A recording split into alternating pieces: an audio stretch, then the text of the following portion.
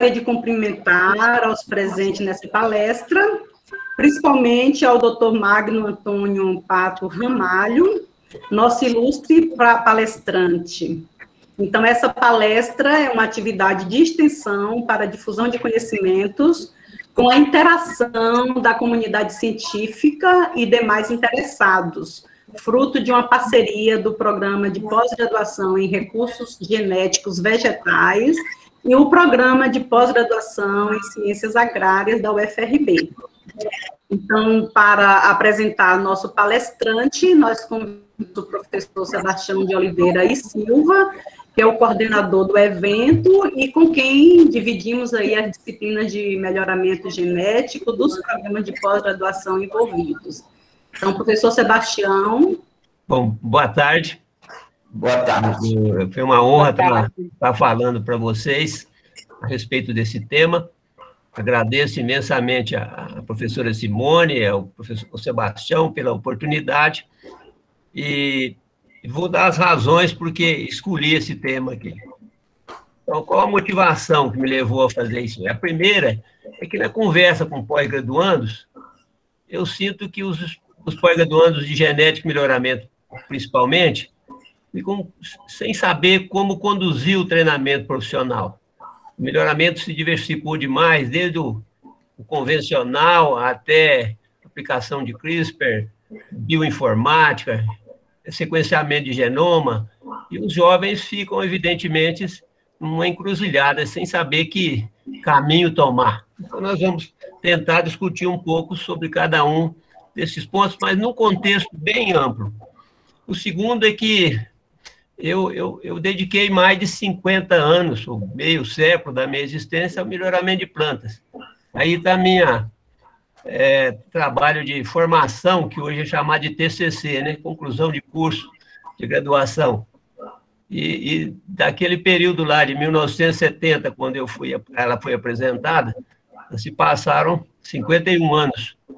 E eu sempre, toda vez que vou falar, cito a mesma coisa. Só de imaginar a dificuldade, naquela época, de escrever uma capa como essa, eu fico imaginando o que o mundo mudou nesses 50 anos. E existe uma frase de um provérbio chinês que diz: uma jornada de 200 quilômetros começa com um simples passo. Minha TCC foi meu primeiro passo. Eu acho que eu já percorri uns 199 quilômetros, mas ainda tem alguns ainda para chegar no final da trajetória. E, mais do que importante, passar para os colegas mais jovens que modo que nós devemos conduzir o nosso futuro para facilitar as coisas em termos de melhoramento genético. Uma outra razão da escolha, porque nós estamos preparando uma nova edição desse livro de genética quantitativa, e um dos capítulos é a qualidade desejável dos melhoristas. Então, todo momento que eu faço uma palestra nesse tema, surgem novas ideias que poderão ser colocadas. E qualquer sugestão a esse respeito também, para mim, será muito bem-vinda.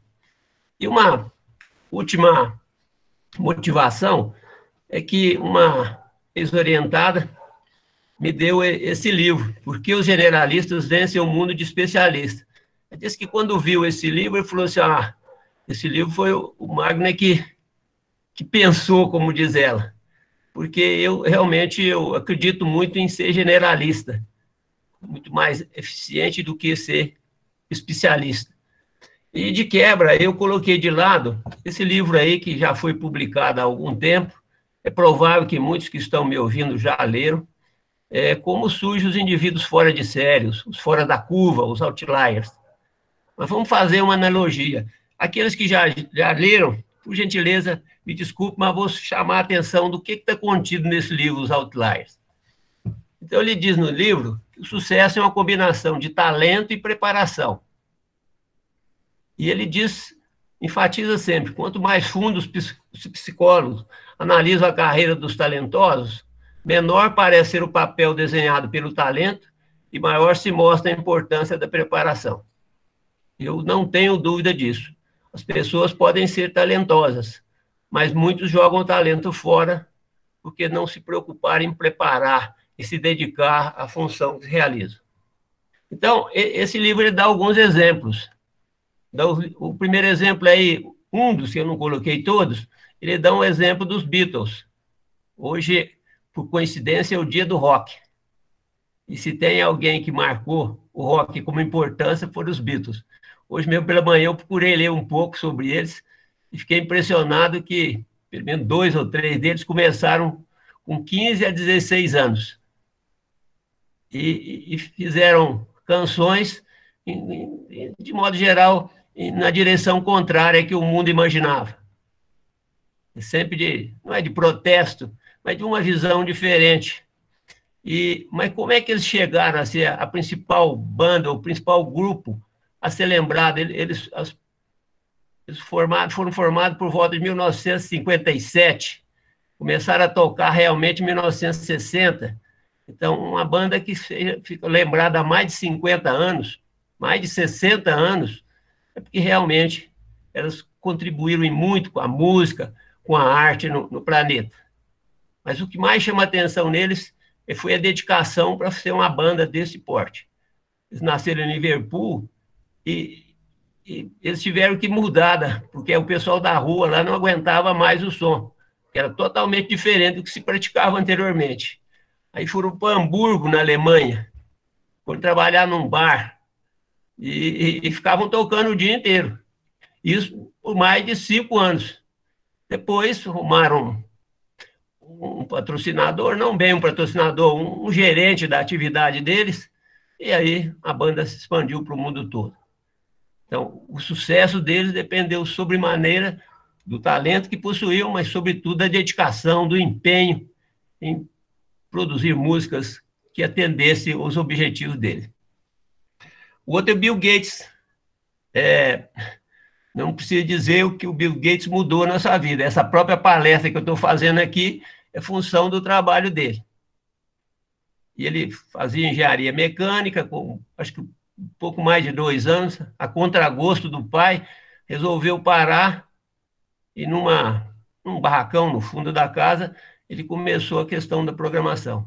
Recentemente, eu conversando com uma pessoa, falei, mas Bill Gates nunca deve ter feito um programa. Eu falei, engano seu, hoje é que ele não faz, mas naquela época, tudo que está aí estava na mente dele. E ficou das pessoas mais famosas e também milionárias do mundo. Eu coloquei o Oscar, um brasileiro, isso foi minha colocação, porque o Oscar tem um apelido de Mão Santa. Ninguém nunca arremessou com tanta segurança no basquete como ele. E dificilmente vai surgir uma outra pessoa como ele. E toda vez que fala assim, você tem a mão santa, ele falou, não, né, nada de santo. Eu apenas pratiquei muito, eu dediquei muito, treinei muito. Então, de novo, o livro foca em ser especialista em fazer alguma coisa. Outra coisa que me chama a atenção, eu não sou muito de ver Fórmula 1, mas eu gosto muito de ver quando vão trocar os 4 pneus. E fico impressionado na velocidade que trocam os pneus. Então, levavam 67 segundos por volta de 1950 para trocar os 4 pneus, que já era rápido. E, atualmente, quando eu peguei esse slide, era de 2 segundos. Só que tem que há 2 ou 3 semanas, a Red Bull ganhou a corrida, porque eles trocaram os 4 pneus em 1 segundo e 57 milésimos de segundo. Imagine o que é isso. O ato de eu falar aqui, já trocaram os 4 pneus. Então, isso tudo mostra que existe... Falar que tem talento para trocar pneus, existe, mas, sobretudo, existe muito treino. Diz que em cada grande prêmio eles ficam horas e horas treinando para nada dar errado. E aí é pior, porque é um conjunto de pessoas se especializaram em trocar os 4 pneus de um carro de Fórmula 1. Evidentemente, tem importância isso. Pois bem, então esse livro que eu falei, os Outliers, o foco era se especializar, se dedicar. Mas se nós olharmos o cabeçalho do livro generalista, tem essa frase, o livro que me fez perceber que tudo que eu pensava estava errado. É o autor do livro Fora de Série. Então, imagine como que as coisas acontecem. As duas coisas, a meu ver, são importantes. Mas o indivíduo não pode ver o mundo por um prisma só. E esse é um aspecto muito importante na vida de todo melhorista. No livro, logo no começo, tem essa frase aí.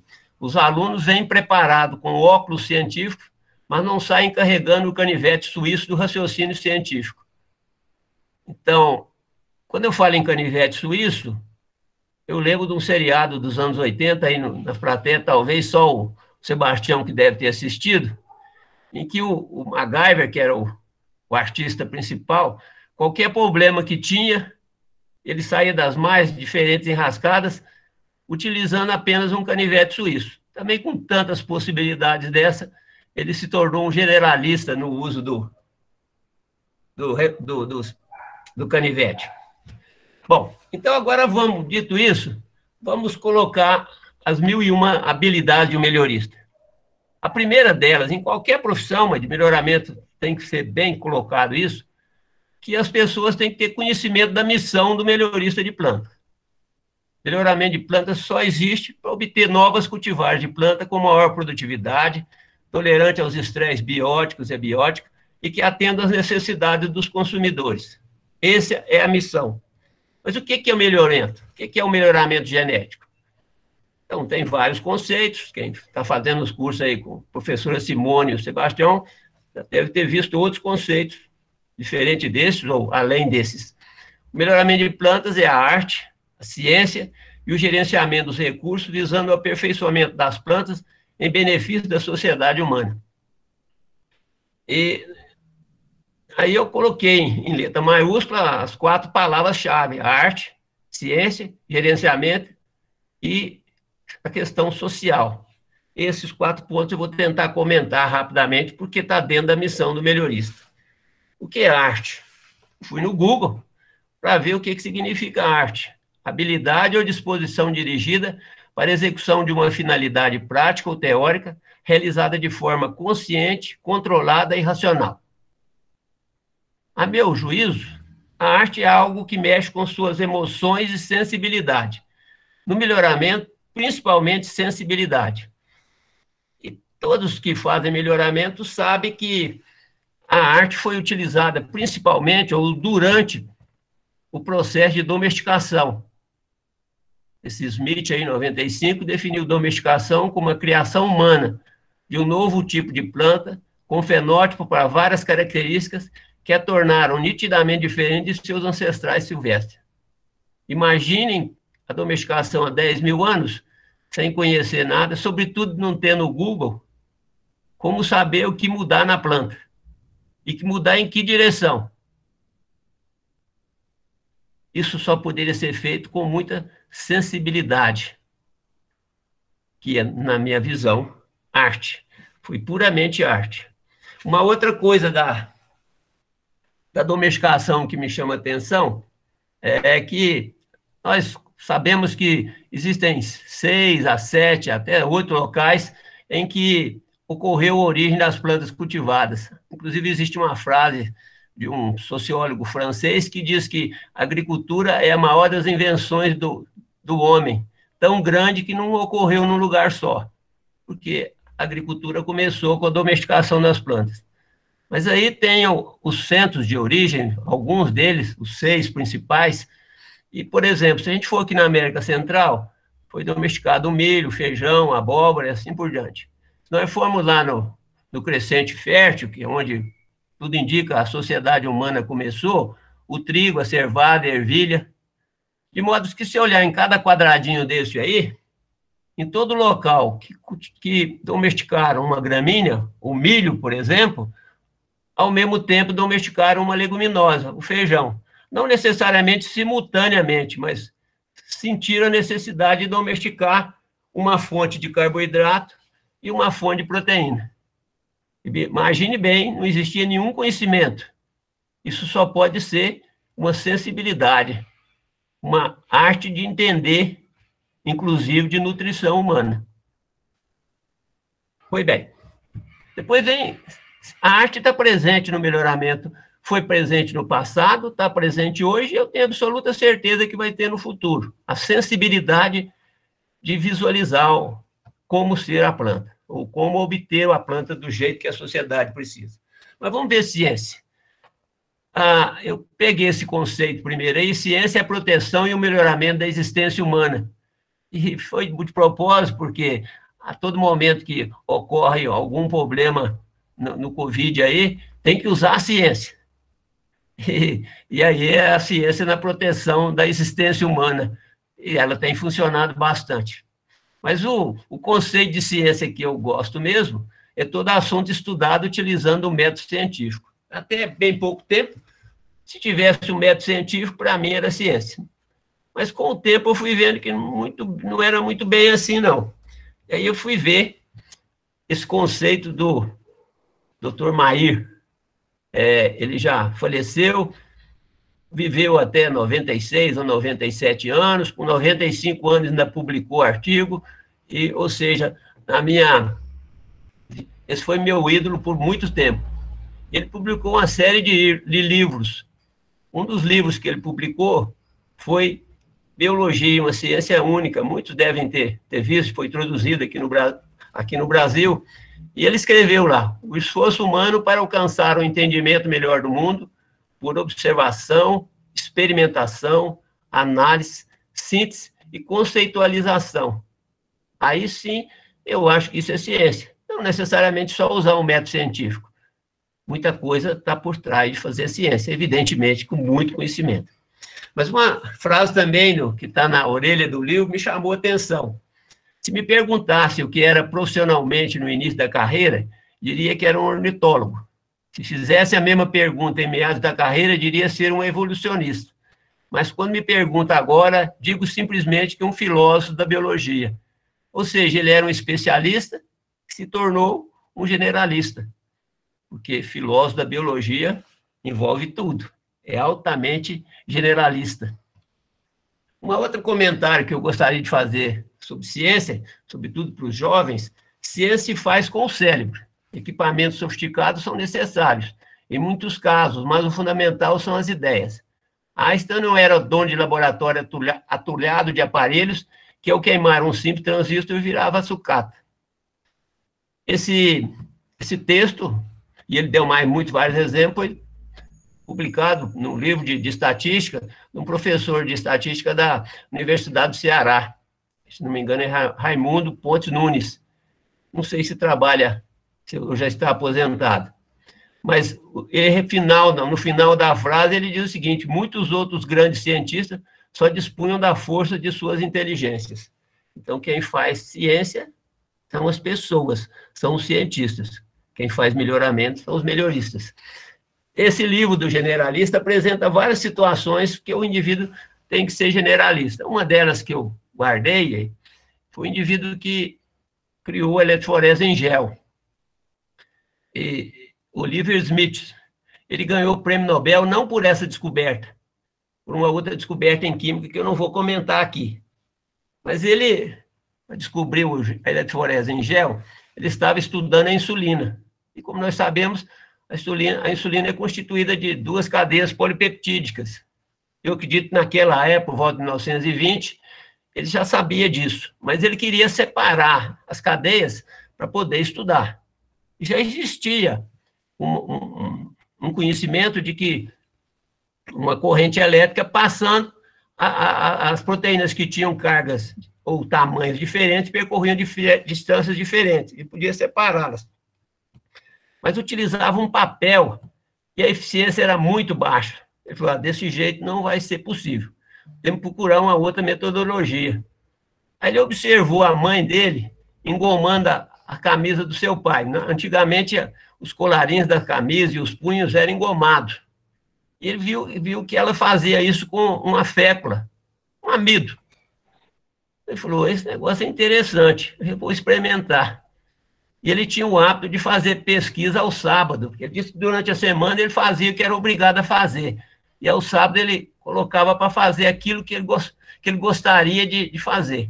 Então chegou no sábado, pegou o amido, fez uma massa, deixou virar gel, colocou a insulina, passou a corrente elétrica, e ele tinha o hábito de escrever tudo num caderno, e ele escreveu nesse dia: muito promissor.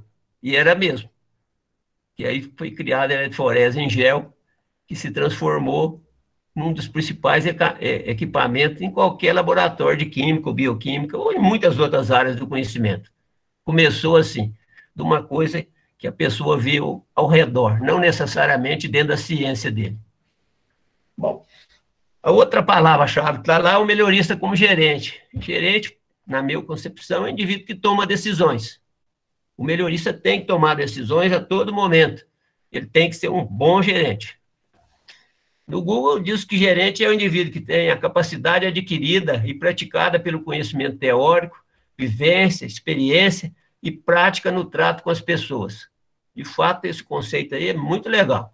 Tem que ter conhecimento teórico mesmo, tem que ter vivência no que faz, tem que ter experiência e, sobretudo, tem que saber conviver com as pessoas. Então, aqueles que têm a capacidade gerencial ou que gostariam de ter a capacidade gerencial, a primeira condição, comecem a conviver com as pessoas intensamente. E quem sabe conviver tem tudo para ser um bom gerente.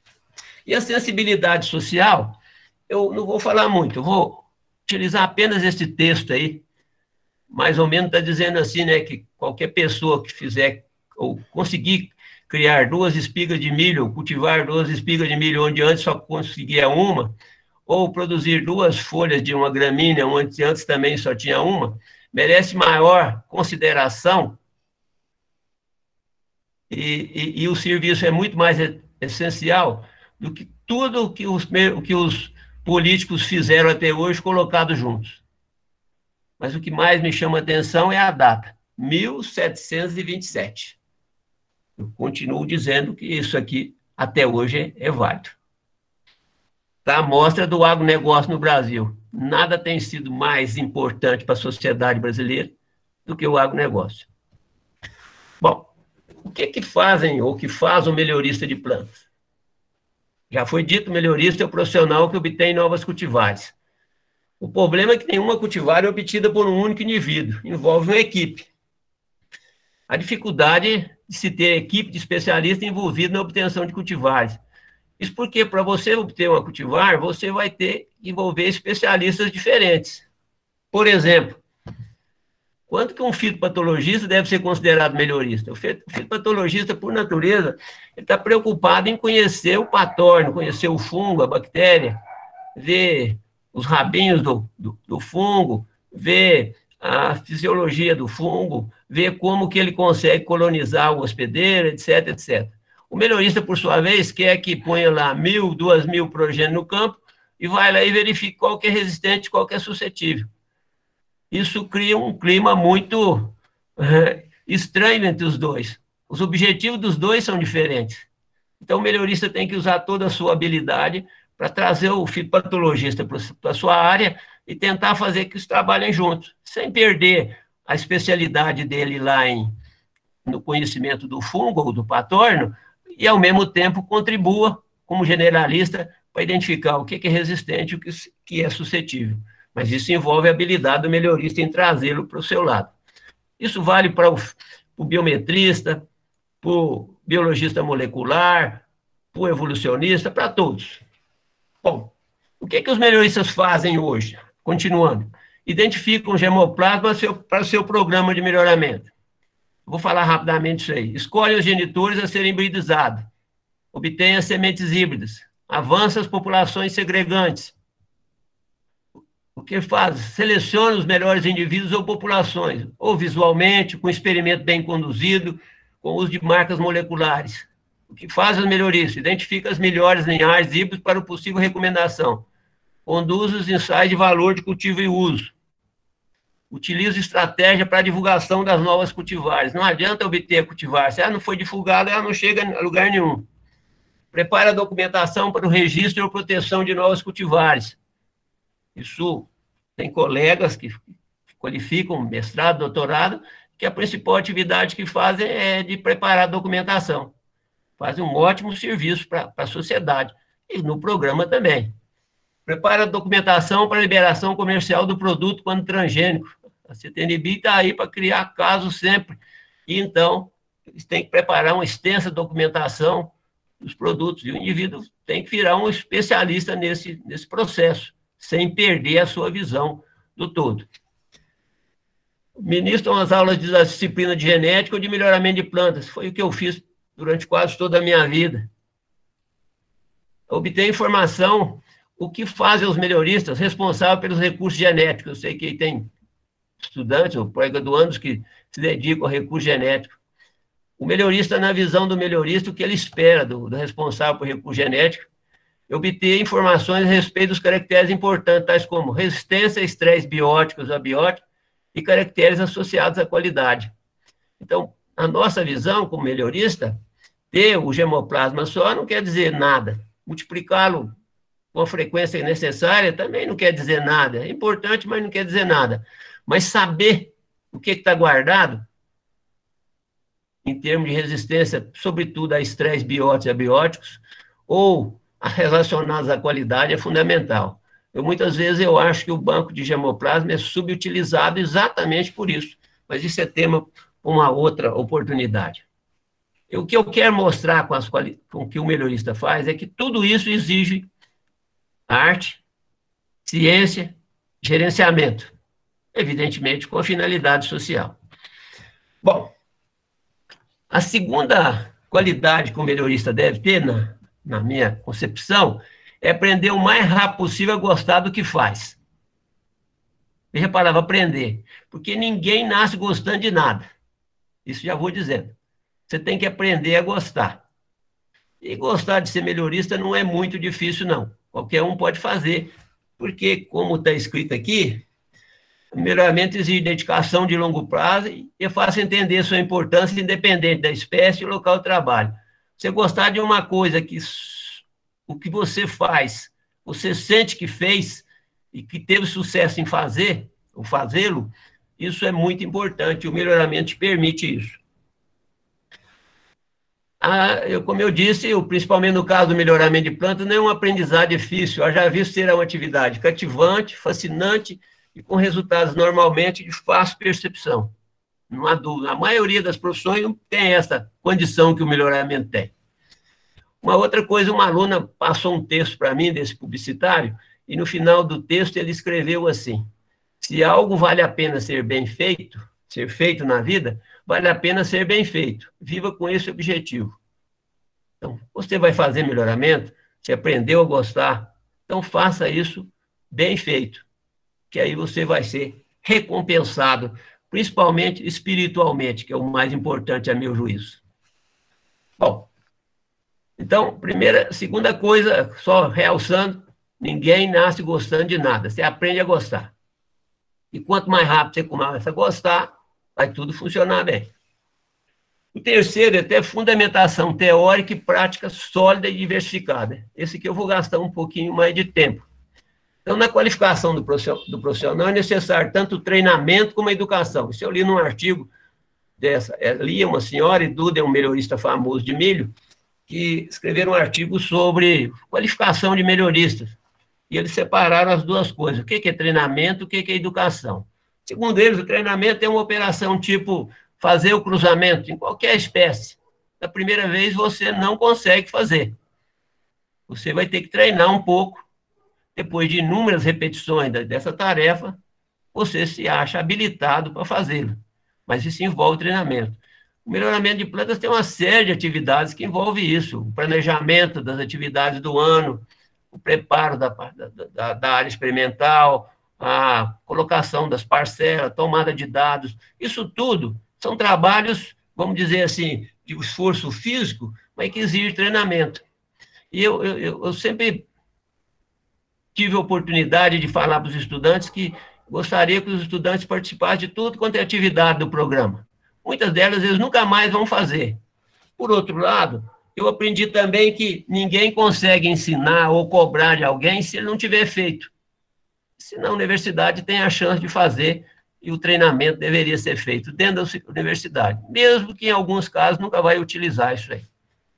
A outra coisa é a educação. A educação é o conhecimento básico. No melhoramento, por exemplo, eu listei essas disciplinas aí: genética quantitativa, genética de populações, citogenética, biologia celular e molecular e biometria. A primeiro momento, assim, eu digo, mas eu não gosto de citogenética, a gente não visualiza a gente não tem condição de ter uma coisa, é muito abstrato, vamos assim dizer. Eu imagino que está lá. Quando eu falo isso para os citogeneticistas, eles ficam enfesados comigo. Mas, na verdade, é um pouco fora do contexto. Assim como a genética de populações, mas todo melhorista tem que ter uma boa base, um conhecimento sólido nisso, nessas disciplinas, porque pelas razões que eu vou apresentar daqui a pouco. Isso porque são frequentes as novidades em ciência, e os melhoristas devem ter informação para saber o que pode ser útil ou não para o seu programa de melhoramento. Então, você tem que saber discernir o que pode ser ou não útil. Vamos dar alguns exemplos. Na área de biometria, por exemplo, tem se acentuado a ênfase no emprego de modelos mistos, especialmente o BLUP. Eu sempre, quando falo disso, eu gosto de dizer a respeito. O BLUP, o modelos mistos, foi criado por Henderson em 1948 ou 49, o ano que eu nasci. E esse Henderson era melhorista de animais. E animais, o problema não tem jeito de fazer delineamento perfeito como o melhorista tem de campo. Então, ele criou esse modelo exatamente porque os experimentos eram muito desbalanceados. Um colega que até foi na iniciação científica meio orientado, o Marcos Deon, que trabalha na Embrapa, cabeça boa, fez doutorado em matemática na Inglaterra, e quando ele fez biometria, fez melhoramento genético na Inglaterra, em Rothamsted, se não me engano. E o doutorado depois ele fez um outro doutorado em matemática no Paraná, em Curitiba. E ele começou a estimular o emprego de modelos mistos. Bem oportuno o que ele fez. Mas ele chegou e já disse de cara assim que, uma palestra que eu assisti dele, é que estimava o verdadeiro valor genético. Aí no intervalo eu falei, Marco, eu não quis te contestar na hora não, mas o verdadeiro valor genético nunca tem condição de ser estimado, é o que mais se aproxima. Porque se você estimar o verdadeiro valor genético, está tudo resolvido. Ele falou, não, você tem razão, estima com o menor erro possível. Tanto é a palavra BLUP que significa isso. Então, outra coisa, o emprego de modelos mistos, como eu já falei, mitigar o efeito do desbalanceamento dos dados experimentais. Mas isso, de modo nenhum, deve se servir de estímulo para que o melhorista, na hora de planejar, coloque o experimento desbalanceado. Porque o que o desbalanceamento faz, ele prejudica a precisão.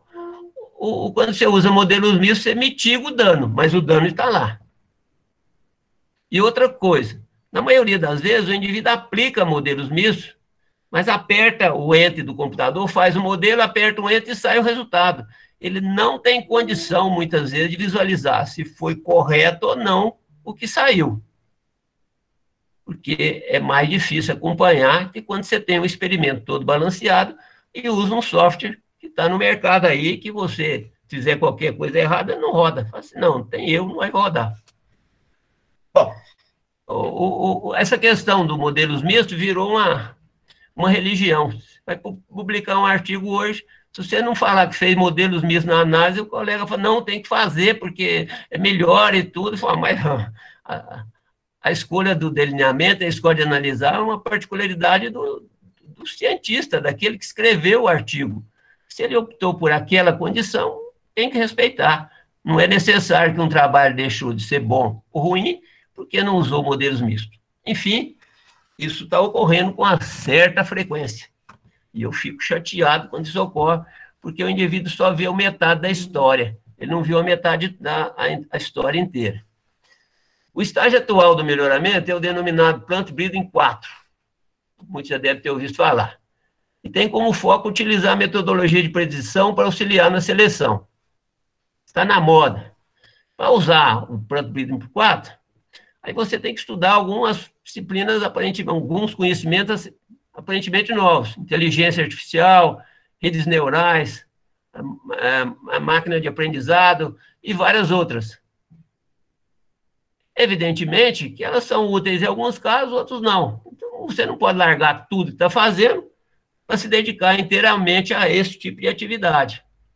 Então, todas essas ferramentas têm como intuito explorar um enorme volume de dados, oriundos da fenotipagem, ou genômica, ou de informações ambientais. Conforme mencionado por esse autor aí em 2021, os profissionais que dedicam a essas áreas são verdadeiros garimpeiros modernos. Na verdade, eles estão querendo garimpar, não é só no melhoramento, em várias áreas do conhecimento, algumas variáveis que possam ser úteis no processo de decisão. No caso do melhoramento, que possam ajudar na seleção. Eu gostaria de viver bastante para me ver o que vai dar isso aí. As empresas, principalmente as multinacionais, têm hoje a referência principal utilizar esse tipo de abordagem, o máximo de informação para ver o que vai acontecer. Na área da biologia molecular, aí sim a quantidade de possibilidades de trabalhar são enormes. Proteômicas, STRR, sequenciamento de genoma, CRISPR e muitas outras. Será que tudo pode ser útil? Depende. Há situações que o melhorista pode usar. O CRISPR, por exemplo, eu acho que é uma tecnologia com grande chance de, em questões pontuais, ela vir a contribuir. Por enquanto, está na fase de vamos ver o que acontece. E normalmente os biologistas moleculares, eu brinco que eles vendem gelo para esquimó. Então, cada área dessa que surge, eles mais que depressa começam a fazer propaganda e o negócio cresce, avoluma, vários adeptos ocorrem. Muitas vezes não era bem aquilo que eles imaginavam. Vamos dar um exemplo. O sequenciamento do genoma humano, o genoma humano foi uma das atividades científicas que mais envolveu pessoas e instituições no mundo todo. O CERN ficou nos Estados Unidos, do governo americano ou de uma empresa privada, mas quase todos os cientistas do mundo estiveram envolvidos no genoma humano, relacionados à genética humana. Eu sempre digo que em genética humana, para cada 2, 3 geneticista vegetal, existe 100 de humanos, se não for mais. Então, o contingente de profissionais dedicados ao sequenciamento do genoma humano foi grande, e a expectativa era enorme. A Nature, em abril de 2010, publicou o genoma humano 10 anos após. E eu tive a oportunidade de ler esse artigo e tem essa figurinha aí. Então, foi feita uma entrevista com os pesquisadores e eles mostraram que, em termos de conhecimento básico de biologia, a importância foi grande. A importância em pesquisa básica médica foi mediana. A medicina clínica foi baixa a resposta. Os fármacos, que era o que financiou o processo, que era o mais se esperava, o resultado foi decepcionante para as empresas. A biologia computacional, a bioinformática, cresceu bastante, e a tecnologia de sequenciamento foi o que mais deu resultado positivo. Se pensar na utilidade da informação, ela foi baixa. Mas, em termos de conhecimento básico, foi ótimo.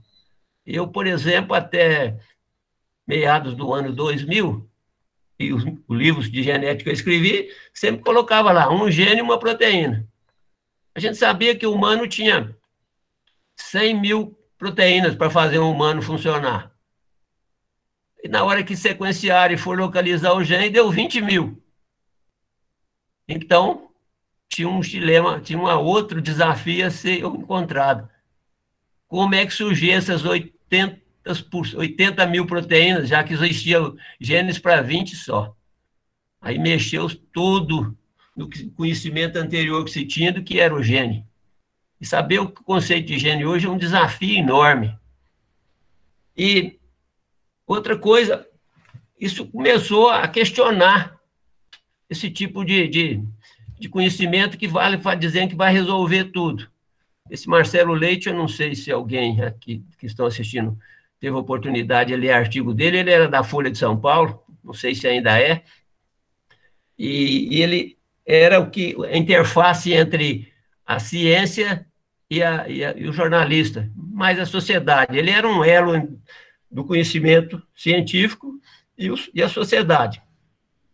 Muito bom, por sinal, eu comprava a Folha de São Paulo aos domingos só para me ver o Marcelo Leite, o que ele dizia, o que ele estava enfocando quase toda a área do conhecimento estava ele lá. E depois ele fez a tese de doutorado dele de jornalismo, foi na Unicamp, e a tese dele foi Promessas do Genoma, e depois ele publicou esse livro. Como ele mesmo escreveu lá, ele se sentiu enganado. E ele entrevistou a doutora Zais, lá da USP, e ela falou para ele que, de fato, eles douraram a pílula mais do que ela era capaz de fazer. Mas se eles não fizessem isso, eles não conseguiriam recurso para fazê-lo. Então, o conhecimento básico é exatamente para você discernir se aquilo é uma propaganda enganosa ou não. No caso do genoma, muita coisa foi. A Super Interessante mesmo escreveu uma revista quase que inteira, a genética fracassou.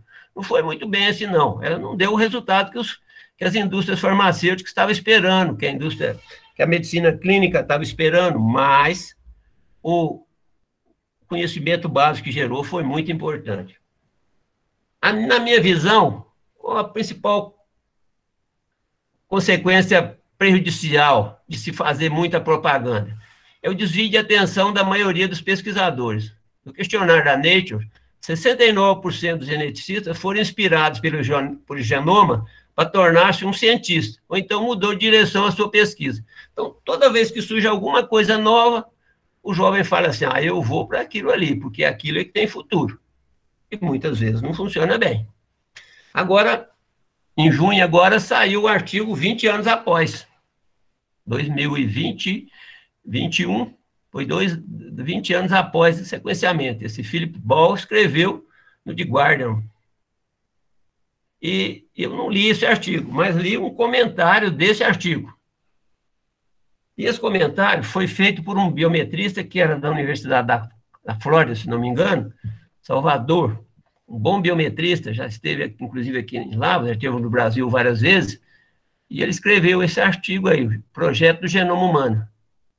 E o título do artigo é Genótipo sem o fenótipo, perda de tempo. Só que tem que trabalha numa empresa, hoje, estou da universidade, trabalha numa empresa que dá consultoria em estatística, prepara pacotes estatísticos. Vocês vão ver onde eu quero chegar. O programa do genoma humano, segundo ele, e está no artigo original também, contribuiu para enormes benefícios potenciais para a medicina e nossa compreensão da diversidade e origem humana. Isso não há dúvida nenhuma. Mas uma quantidade incalculável de retórica enganosa cercou o projeto, contribuindo para os mal-entendidos, generalizados e às vezes perigosos sobre genes que agora atormentam a era da genômica. Então, fizeram uma promessa que não pôde ser cumprida. E a ideia do genoma era o livro da vida. E aí esse Salvador aí comenta, a vida não é apenas uma leitura de genes, é um processo muito mais interessante, sutil e inesperado do que isso. Concordo plenamente. Eu já vou antecipar. O DNA sozinho explica muito pouco ou quase nada.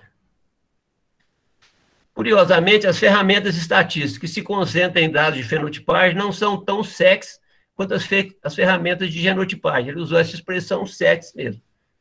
Aí ele já começou a vender o peixe do conhecimento dele. Está dizendo que agora o genoma só vai ser útil se ele entrar na jogada. Ele, quando eu falo, a biometria. Mas todas essas ferramentas, segundo ele, são bem conhecidas e compreendidas, e não há desculpa para ignorar a contribuição estatística para a herança. Eu também acho que não. Mas também sozinho não vai resolver nada. Em um projeto como o Programa Genoma Humano, com 20 anos, apenas algumas portas foram abertas, e conforme coletamos mais e mais informações, haverá muitos desafios estatísticos e computacionais, e precisaremos desenvolver novas técnicas que farão todas essas promessas do Programa Genoma Humano possível, embora sempre intimamente ligada a bons dados fenotípicos, caso contrário, será uma perda de tempo. Desse conteúdo todo aqui, o finalzinho que eu gostei, a partir de bons dados fenotípicos. Sem o fenótipo bem obtido, não vai acontecer nada. Bom, e aí o livro do generalista, voltando nele, ele escreve lá na página 272, mas quando disciplinas inteiras se desenvolvem em torno da devoção a um instrumento em particular, o resultado pode ser uma miopia desastrosa. Então, é por isso que é muito importante os jovens ter conhecimento generalista, para saber o que é útil e o que não é útil. Tem muitas coisas que é útil num dada vertente, mas não sempre em tudo. Então, sintetizando o conhecimento teórico, o conhecimento científico é fundamental para poder discernir o que possa ser de fato útil e não desviar do seu objetivo principal, que é a obtenção de novas cultivares. De um modo geral, o melhorista é pobre em propaganda.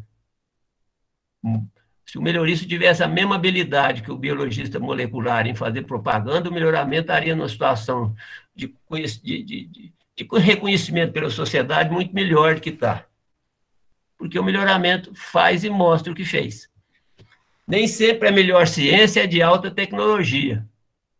High-tech science. Enfatiza que os melhoristas, em realidade, praticam a mais complexa das ciências no grupo das ômicas, isto é, fenômica, aquele artigo original lá de qualidade do melhorista. Não deve ser esquecido, contudo, que a informação fenotípica só será útil se obtida com a máxima precisão possível. Eu sempre que eu posso, eu uso esse conceito de precisão. Não adianta ter só um número, o número tem que ser preciso. O Fischer já dizia, primeiro os números, depois a estatística. Não existe estatística que resolva os problemas, ela ajuda a interpretar. Coloquem isso na cabeça. Bom, esse quarto aqui eu acho também fundamental, obter o conhecimento o mais rápido possível da espécie que trabalha. O melhorista deve ter uma visão holística da agricultura. A visão do melhorista com a planta tem que ser, ou com a cultura, tem que ser envolvendo vários aspectos, como eu escrevi aqui, ó. Deve ter informações o mais completa possível a respeito da espécie que trabalha, na visão dos agricultores, do mercado e dos consumidores. Quando eu chego no melhorista e pergunto quanto que está o preço do quilo do feijão ou do saco de feijão no mercado hoje, e ele não sabe, eu falo assim, você não vai ter muito futuro, não, você tem que começar a entender disso aí. E chego nos consumidores, e ele fala uma coisa, e você não entende o que ele está falando, é sinal que você está precisando entrar o mais rapidamente no conhecimento da planta. Às vezes eu faço algumas palestras, e quando era presencial, no final da palestra, os colegas chegavam perto de mim, principalmente os estudantes que estavam começando, e falam assim, do jeito que o senhor fala, a pessoa para fazer melhoramento tem que ser agrônomo. Eu falei, não falei isso não. Eu falei que se você é bióloga, você vai ter que entender de agronomia. Para entender de agronomia, não precisa ser agrônomo, mas você pode aprender sobre a cultura no dia a dia, na convivência com a planta. Depois que você foi contratada, vá para o campo, acompanhe, leia o máximo que você puder sobre o mercado e os consumidores, que você rapidamente domina essa ciência. Inclusive, tem esse artigo aqui do Atlin, que é melhorista de trigo. Hoje, na verdade, ele é um consultor da Fundação Bill e Melinda Gates, e que diz que melhoramento não é pesquisa, é um produto de delineamento, de desenvolvimento. Ele diz que é engenharia. E ele está certo, quer ver? A obtenção de uma nova cultivar é engenharia. Essa é a conclusão desse artigo aí. O que é engenharia? No Google. É a aplicação do conhecimento científico, econômico, social e prático com o intuito de inventar, desenhar, construir, manter e melhorar os sistemas e processos. Vou repetir. Engenharia é a aplicação do conhecimento científico, econômico, social e prático com o intuito de inventar, desenhar, construir, manter e melhorar sistemas e processos. Ou seja, fazer uma cultivar nova é uma engenharia mesmo. Ela tem que ter envolvido conhecimento científico, econômico, social e prático, com o intuito de você obter aquele produto que o mercado está apto que ocorra. Você tem que construir. Para ser o melhorista de espécie, é preciso conhecer bem a biologia da planta, o seu manejo cultural, as exigências do consumidor e as tendências de mercado e vários outros aspectos. Hoje de manhã eu estava lendo isso aqui de novo e lembrei de uma situação. Quando eu estava trabalhando lá na universidade, o meu departamento era perto do de solos. E um dos professores de fertilidade dos solos, tinha sido meu colega de futebol e tudo, pela manhã nós encontrávamos lá quase todo dia. E ele era professor de fertilidade, como eu disse. E ele comprou um terreno, um belo dia ele chegou pela manhã lá, e falou, Marco, estou precisando falar com você. Eu falei, o que foi? eu queria uma recomendação de adubação para a cultura do feijão, que eu vou plantar feijão. Falei, mas pera aí. Aí não, ué. Você é a última pessoa do planeta que eu iria me perguntar como adubar o feijão. Ele falou, não, eu dou a teoria, mas quem aplica é você no seu dia a dia. Eu tenho absoluta certeza que você tem muito mais vivência nisso que eu estou falando do que eu mesmo. E depois eu cheguei à conclusão de que ele estava certo. Ele falava tudo adubação, como é que funciona na planta, mas ele não teve a oportunidade de botar na prática e ver se funcionava ou não. O melhorista, ele vai ter que ter a teoria e vai ter que pôr na prática para ver se funciona. Bom, o outro é ser persistente. Como está escrito aqui, tudo na vida exige persistência. O melhoramento é fundamental, porque é demorado, é uma atividade de longo prazo. Você trabalha muitos anos, só depois que você vai ter chance de ver alguns milhares de hectares plantados com a cultivar sua. Eu digo já de cara, não há nada mais estimulante, compensador, do que quando ocorre isso aí, de você ver milhares de hectares plantados com a cultivar sua. Mas para chegar lá dura muito, custa. E por isso tem que ser persistente. Persistência não se aprende. É uma aptidão herdada, mas pode ser aperfeiçoada. Concordo plenamente com isso. Muitos melhoristas não persistem. A qualquer insucesso ou surgimento de uma nova ferramenta, paralisam o que estão fazendo e migram para novas áreas, atraídos muitas vezes pela maior facilidade de obtenção de recursos. Ou seja, muitos melhoristas, isso vale para toda a ciência, na maioria das vezes são surfistas. Estão à procura da maior onda. E todos nós sabemos que ondas tem hora que dão certo e tem hora que não funcionam bem. O campeão mundial de surf brasileiro, esqueci o nome dele agora, ele na verdade, ele tem sucesso. Num ano, no outro ano, isso ocorre. As ondas vão e passam numa velocidade que não dá para acompanhar. Na ciência é a mesma coisa. Você tem que ficar na sua. E não é só eu que digo, não. O Steve Jobs, não. Como da Apple, estou convencido de que é a perseverança que distingue os empreendedores com sucesso do que não tem sucesso. O Einstein já dizia, a questão não é que eu seja mais inteligente, eu simplesmente me detenho por mais tempo nos problemas. Isso faz parte do processo. Persistência não é sinônimo de apatia profissional. Tem indivíduos que aprendem uma coisa de um jeito e fica a vida inteira fazendo daquele jeito e depois reclama que não deu certo. Você tem que estar sempre procurando, sem desviar. Essa frase aí, eu acho que diz bem isso. Quando surgirem os obstáculos, mude a sua direção para a sua meta, mas não a decisão de chegar lá. O alvo tem aquele, mas o alvo pode ser atingido de diferentes modos e você tem que estar à procura desses alvos. E toda a ciência que está ao lado do melhorista pode ser útil para ele pode usar quando ele achar que vai ser necessário. Bom, a sexta habilidade é trabalhar em equipe. A obtenção do novo clone não se faz sozinho. Precisa de uma equipe com liderança dos melhoristas. Já comentei isso no início, não vou dar muito detalhe. Então, a liderança, como eu disse no início, é a habilidade de aglutinar pessoas em torno de um problema comum, obter cultivar.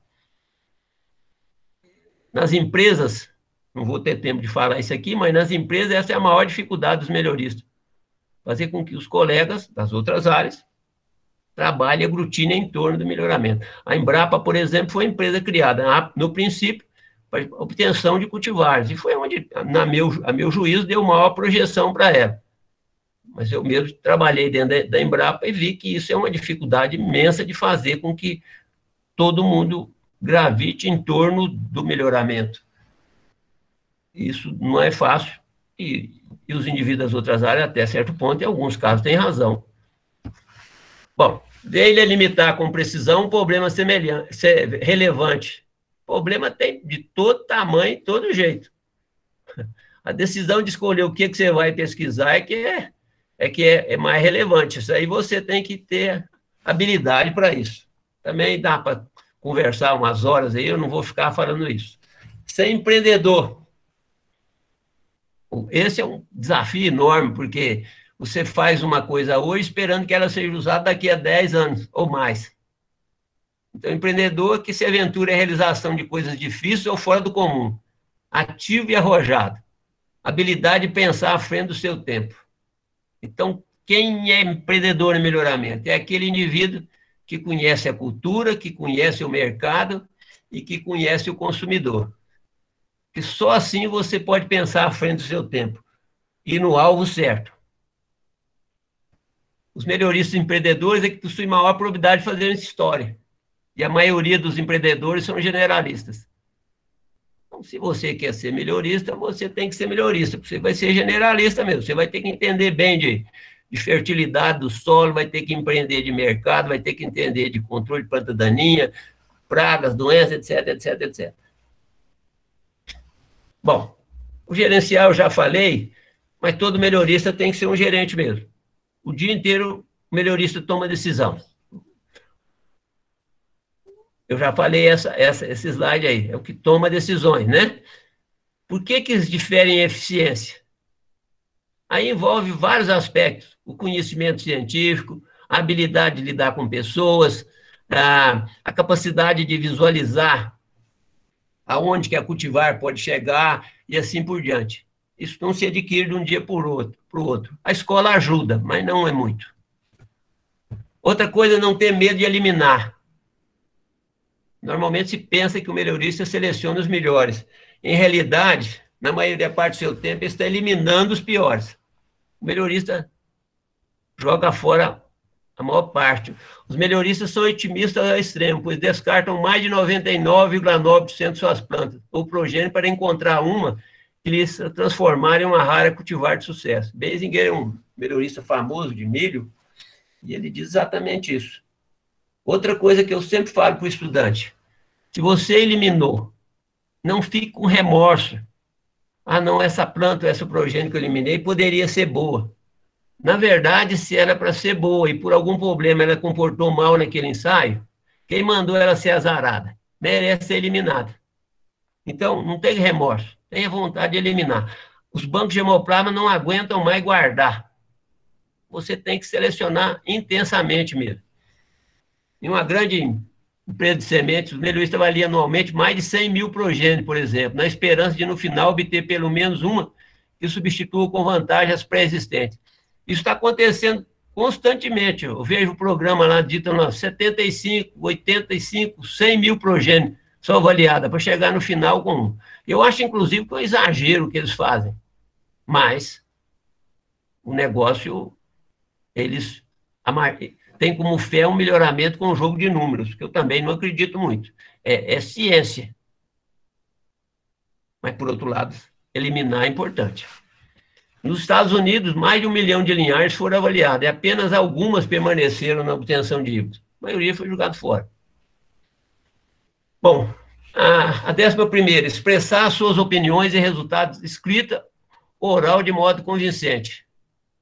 O melhorista tem que comunicar. Eu acabei de falar há pouco que o melhoramento poderia estar numa projeção maior, ter mais recursos, se o melhorista tivesse vendido melhor o trabalho dele, a obtenção da nova cultivar.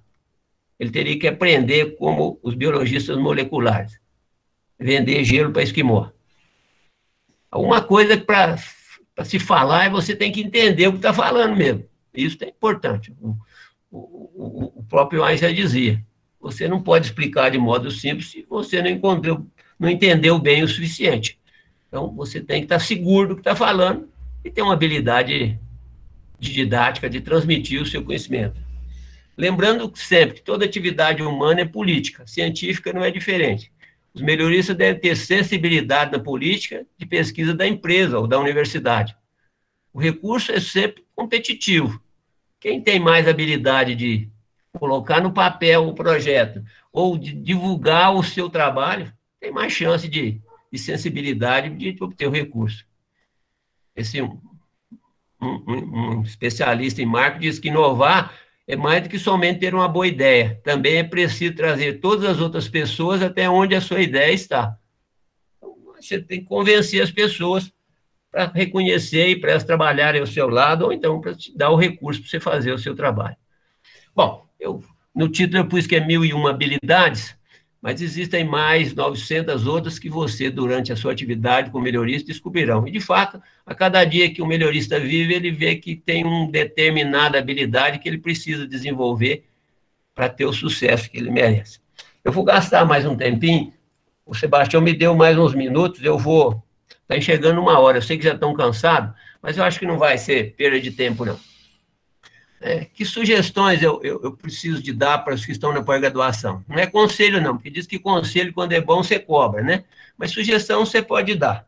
A primeira, procure fazer o maior número possível de disciplinas durante a realização da pós-graduação.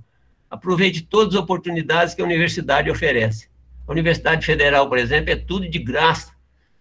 Faça o máximo de disciplina que for, não importa qual, para você se tornar um generalista. Procure não esquecer que o tempo é o seu bem mais precioso. Utilize-o do melhor modo possível. Há tempo para tudo. Para o esporte, para o namoro, para o trabalho e para o estudo. É possível fazer tudo isso. Tenha sempre em mente que a sua dissertação ou tese é uma parte de sua qualificação. E dificilmente você terá que realizar a mesma pesquisa indefinidamente. Tem colegas que fazem um curso, aprendem uma técnica e quer ficar a vida inteira fazendo aquilo. Isso não funciona. Lá, a universidade é feita para te dar um rumo, para te ensinar a estudar. Acabou a dissertação, a tese, vamos pensar em outras coisas, vamos pegar em outro caminho, porque só assim a ciência vai funcionar. O aluno, ou o pós-graduando, tem que pensar acima da mente do seu orientador. Então, nós vamos ficar onde nós estamos. Durante a pós-graduação, acompanhe todas as pesquisas que seus colegas estão fazendo. Participe de tudo, olhe tudo, procure entender de tudo, porque isso vai te facilitar no futuro. E essa frase aí também gostaria de deixar, sem querer ser dramático, né? Que o melhoramento de plantas é vital para a continuidade da sobrevivência da raça humana. Sem melhoristas bem educados, o progresso na produção de alimentos, fibras e forragem não permitirá atender ao aumento da população que está ocorrendo. Agora, por outro lado, essa fase do Troia, o Troia é um melhorista de milho, que diz que alguns pensam que o desenvolvimento desenvolver um híbrido popular de sucesso, que é um jogo de números. Na verdade, não é um número de cruzamentos ou um número de linhares. O número que interessa é o número mais importante, que é o número de corações e mentes, e o número de olhos e mãos. Eu acredito piamente nisso. Muito obrigado. Então, Sebastião está aí. Estou. Então, exatamente. Eu quero saber o seguinte... Não sei muito, mas eu terminei com 1 hora, certo? Tá bom, você é um indivíduo cumpridor. Agora nós vamos fazer o seguinte, pode abrir uma sessão de perguntas, professor? Pode. Tá bom? Pode ficar à vontade, não se acanhe não, principalmente os jovens. Tá bom. Não tem pergunta boba, eu sempre digo isso, não tem pergunta boba. Boba é quem não faz pergunta. Tá, tudo bem. Bom, gente, parece que nós estamos aqui com 45 pessoas mudas, né? Poxa, eu só espero que um dia de vocês façam um projeto, vai parar na mão do professor aí, só para ele falar, você é aquela pessoa que não perguntou no dia que eu fiz a palestra. Viu, Sebastião? Oi? Eu quero até falar para o professor Magno, né, agradecer a belíssima explanação dele, né, que ele realmente mostrando essas diferenças, habilidades do melhorista, né, e realmente eliminar é mais difícil do que selecionar, esse é o lema, nosso lema, né. Às vezes a gente pensa que a técnica da seleção ela é extremamente rebuscada, com certeza, né, a seleção é o coração do melhoramento, é aquela que vai te dizer se teve ou não eficiência, né, mas a gente se apega a determinados indivíduos daquela cultura que às vezes a gente não quer eliminar, né? Então, essas habilidades são extremamente importantes mesmo, né? Que a gente vê que precisa ter esse conhecimento agronômico da cultura, né? Para você chegar na eficiência do melhoramento. Então, assim, eu só parabeniza essa explanação, é uma visão muito importante, né, do professor Magno. Também corrobora aí com esse pensamento. Sempre a gente começa aqui com vários artigos dizendo que melhoramento é arte e ciência, né? Ela não é só ciência e não é só arte, ela é arte e ciência. E para isso, para você conseguir juntar essa arte e a ciência, você tem que ter uma visão eclética, né? Você tem que ter habilidades holísticas, tem que realmente adentrar em todas essas habilidades que eu concordo. Eu só queria reforçar uma coisa aí, que eu precisava dizer isso aí, e tenho vontade, no momento, de fazer um seminário só sobre isso. O professor Paterniani dizia para nós, no curso, e depois, durante a vida dele, sempre que encontrava comigo, que a seleção é a maior força que a humanidade tem para resolver os seus problemas. Exatamente. Pensem nisso, que vocês vão ver que ele estava coberto de razão. Tudo que nós temos aí é produto de seleção, até a vacina do Covid. Exatamente, né? Tudo aplicado, né? Aplicado no nosso cotidiano. A seleção é a aplicação do conhecimento em benefício da sociedade humana. Tem ciência, tem arte, mas é um produto. A seleção dá o produto para o homem. Perfeito. Então, eu tenho certeza que muitas aí vão querer perguntar ou fazer alguma consideração. Eu acho que esse é o momento, né, que a gente tem aí com o professor Magno, né, essa grande oportunidade. Aí, se vocês quiserem fazer alguma né? Eu vendo aqui, está tendo uma pergunta da Flávia, lá, do Milho e Sorgo. Ah, é? É. Ela levantou a mão aí. Levantei. Flávia, por favor. Boa tarde para todos. Que a Flávia trabalha na Milho e Sorgo, eu sou a curadora do Banco de Hemoplasma de Milho. Eu vejo que, hoje em dia, quando a gente fala em recursos genéticos, a gente tem uma estratificação imensa, principalmente no caso de milho ou outras culturas que têm um grau de melhoramento muito elevado, né? O banco de germoplasma e a coleção elite do melhoramento, principalmente no caso de milho, que são utilizados híbridos, são coleções totalmente de estruturas totalmente distintas, né? E, assim, dentro dessa divisão que existe entre o germoplasma hoje, o que é que a senhora aconselharia para uma curadora que os seus materiais ali antigos coletados na década de 30, tem materiais coletados na década de 30 no banco de germoplasma, tem materiais das raças Chavante não, Guarani, Cangangue, entrelaçado, né? Como é que o senhor vê o futuro desses materiais num trabalho de melhoramento, num uso, ou eles ficariam, por exemplo, o entrelaçado, né, que é um milho bem antigo, que tem uma espiga totalmente diferente, aquilo ali está confinado ao banco de germoplasma, ou o senhor acha que eles ainda têm algum futuro de chegar a algum cultivo comercial? Flávia, prazer em ouvi-la. A Flávia foi minha orientada no mestrado, e eu sei que ela está fazendo um trabalho brilhante lá na Embrapa Milho e Sorgo. E, na verdade, eu coloquei um slide só ali para realçar. Eu já participei de reuniões de congresso de recursos genéticos, e o que eu falo eles não gostam muito, porque eu falo o seguinte: o melhorista não quer usar o banco de germoplasma. Por quê? Se você fala assim, você tem que cruzar um híbrido que está no mercado com entrelaçado, o melhorista fala assim, eu estou perdido, porque até transformar aquele milho de novo em um milho comercial vai tempo demais. Lógico, né? Mas eu acho que a contribuição importante do banco de germoplasma, primeiro é conservar, porque o futuro ninguém sabe. Então, a pessoa tem que ter a paciência e a persistência de contribuir na conservação, no contexto do melhoramento. Porque pode ser que, em um dado momento, aquilo ali venha a ser importante.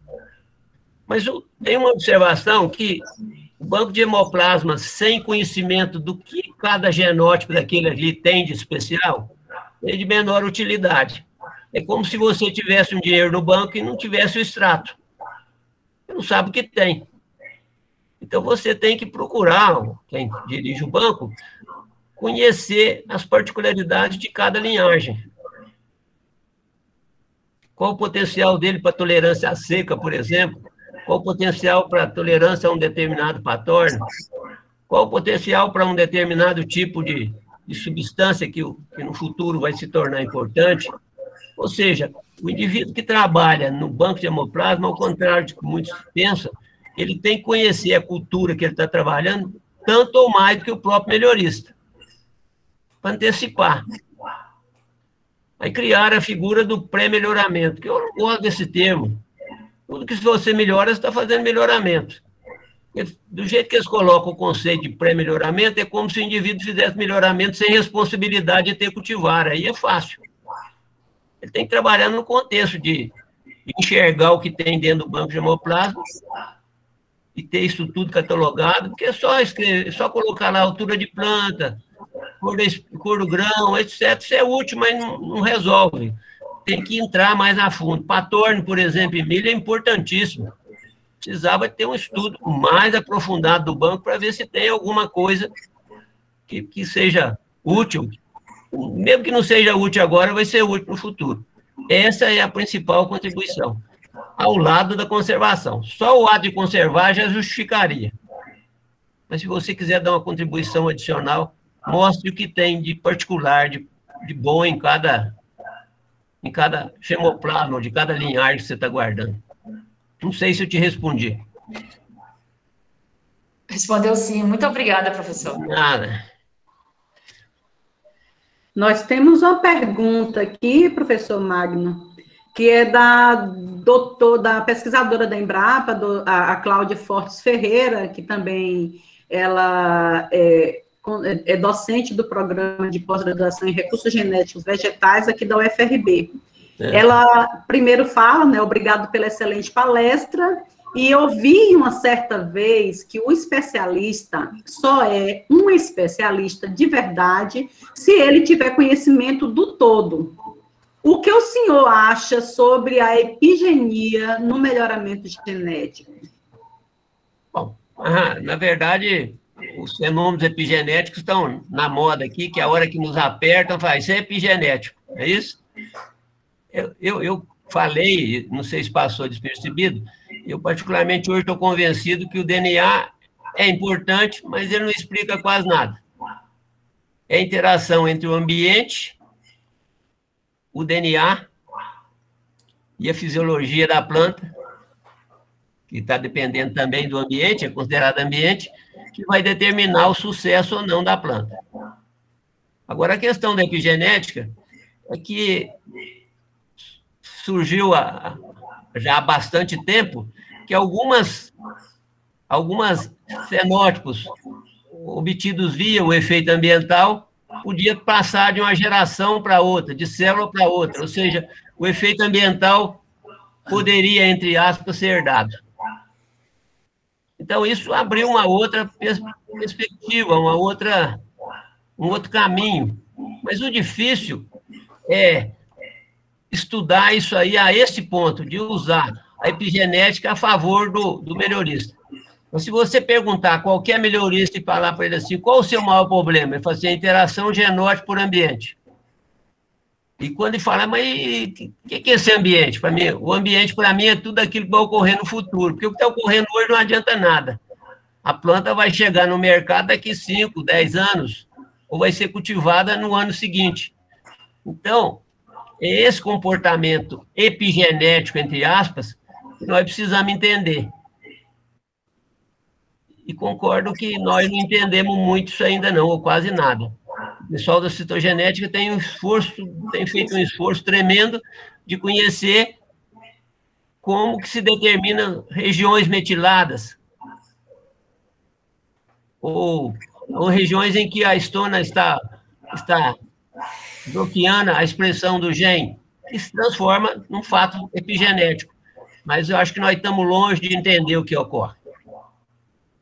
Não sei se eu respondi a professora, mas no meu modo de entender, ainda estamos longe de utilizar a epigenética como uma ferramenta. Mas avançamos muito no que é.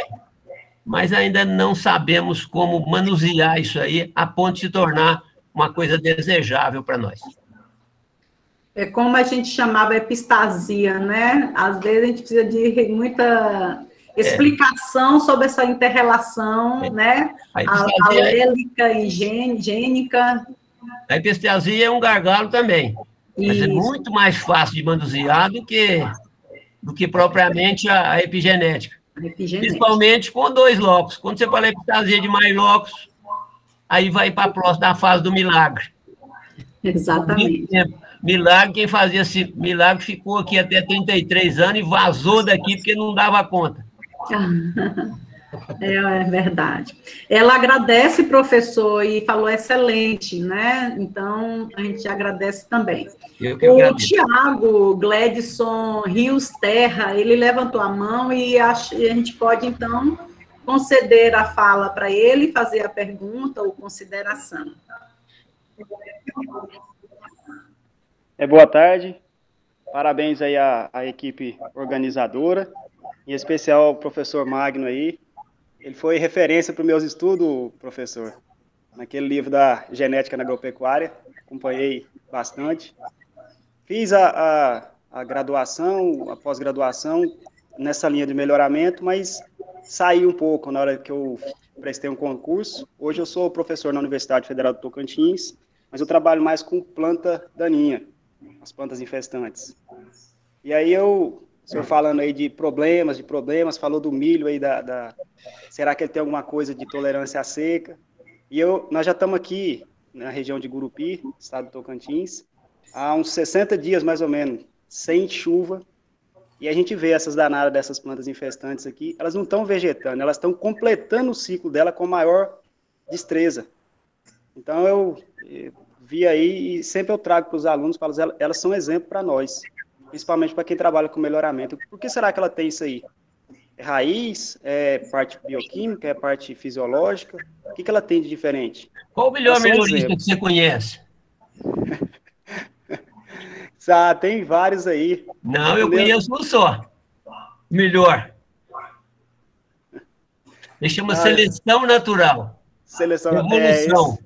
Esse é. Então, as plantas daninhas, ou as plantas invasoras, elas não chegaram a essa condição à toa. Elas simplesmente acumularam durante o processo evolutivo uma série de fenótipos que permitem que eles vençam a competição, ou que eles são capazes de suportar a competição melhor do que a planta cultivada. Mas nós não podemos desprezar que a planta cultivada também melhorou bastante.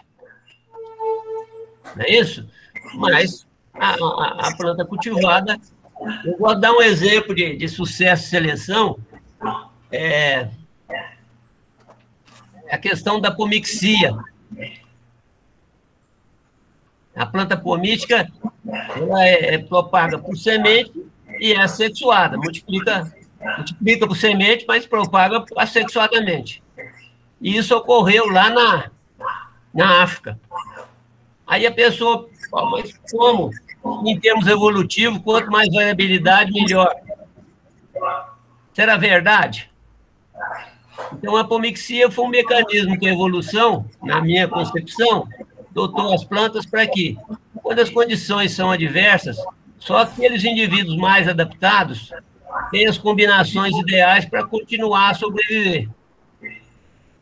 E colocou isso num sistema pomístico para servir de reprodução sexuada via semente sem segregar.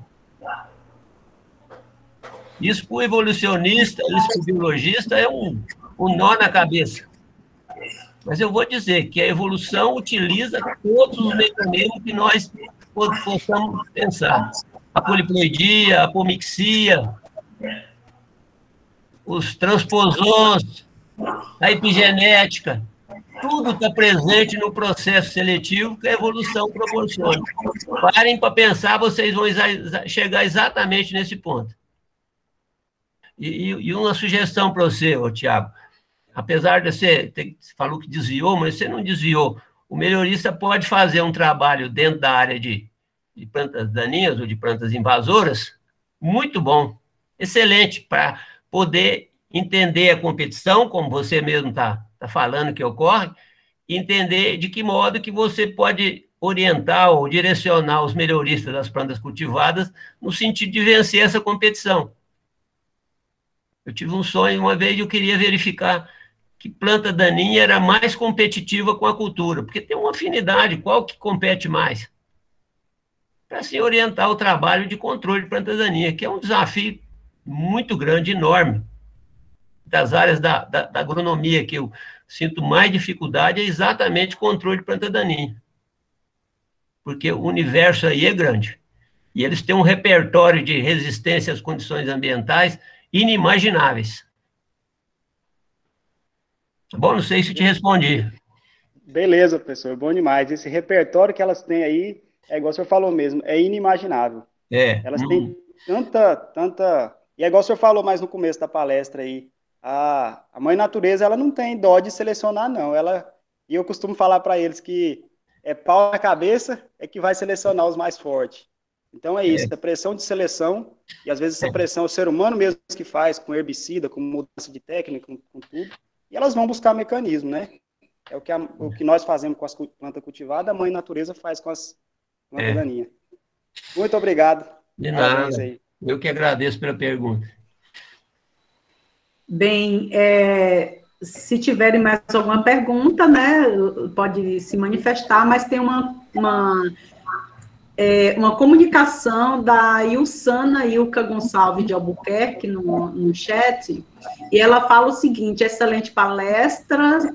Antes, os maiores mistérios falados eram sobre coisas grandes, escondidas no universo. Hoje tem-se observado que o mundo microscópico é tão complexo e que a ciência está a cada dia caminhando para responder perguntas, mas que existem muitas perguntas ainda sem resposta, né? O melhoramento genético, com certeza, terá muito mais resposta no futuro. Aí essa foi a palavra dela, né, se quiser falar comentar alguma coisa. Verdade, a semana passada morreu um físico brasileiro e ele dizia, Sérgio Mascarenhas, se não me engano o nome, ele dizia que o conhecimento é igual à esfera. Quanto ele mais cresce, mais entra em contato com o desconhecido. Então, isso é o mundo que nós vivemos. Quanto mais nós não sabemos nada. Nós simplesmente entramos em contato com o desconhecido, talvez com um pouco mais de segurança, com a cabeça grande só. Mas está tudo aí. E o que ela falou é verdade, o mundo microscópico. Está o vírus aí para mostrar para nós que... Olha quanto que a humanidade cresceu em conhecimento desse vírus em pouco tempo, né? Chegaram a publicar quase 1000 trabalhos por dia a respeito do Covid. Exatamente. A velocidade que foi enorme. Então, o conhecimento, fazer essas vacinas na velocidade que foi feito, é um negócio surpreendente, excepcional, né? Isso tudo é a ciência, em vários aspectos, e isso mostra que nós avançamos muito, mas não sabemos muita coisa ainda não. Perfeito, isso mesmo. E a doutora Cláudia Fortes até comenta aqui no chat também, que sugiro a leitura do livro 10% Humano, da autora Alana Collen, mostra a importância dos micro-organismos. Né? 10% Humano, eu vou dar um jeito de ler. Também não li, mas eu já vou colocar na minha lista de interesse. Adoro ler. É bom, isso tem que ler. Generalista é isso, você tem que ler de tudo, e de todos. Exatamente. Não sei, o professor Sebastião estava querendo falar alguma coisa, por favor, eu vou passar a palavra aí para ele. Tá. Ligar a câmera, Sebastião está sem a câmera ligado. Ele sumiu, ele só deixou o paletó na cadeira. Foi isso mesmo. Eu só gostaria de fazer um comentário de uma de suas palestras que eu assisti há uns anos atrás. Não vou fazer muita precisão, não, senão você fica sabendo que a gente nasceu em 1900 antigamente. Tá, tudo bem. É que você disse que, teoricamente, a gente diz que para fazer o melhoramento, você tem que partir de genitores que são, que têm uma distância genética boa, sei lá, então, ou que são contrastantes.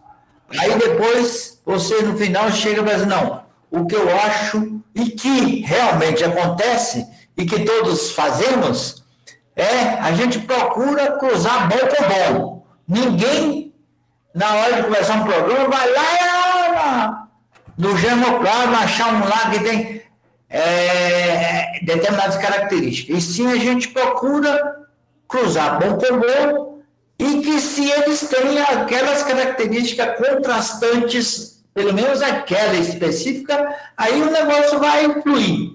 Mas esse negócio de ser diversamente ou que tenha grande distância é uma relatividade. Ninguém faz isso. E o senhor ainda está pensando assim ou já mudou? Mudei nada, cada dia eu estou mais convicto disso. Variabilidade, melhorista tem medo de variabilidade. Tá. Porque variabilidade demais ele não aproveita. Então, por isso, tem que cruzar cada vez bom com bom.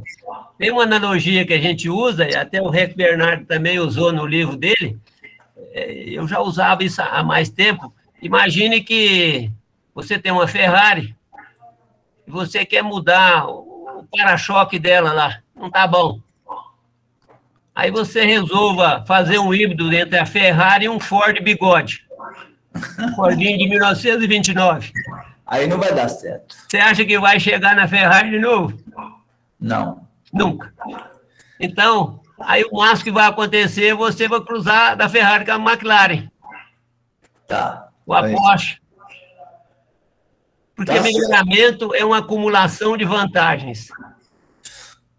A própria seleção natural é acumulação de vantagens.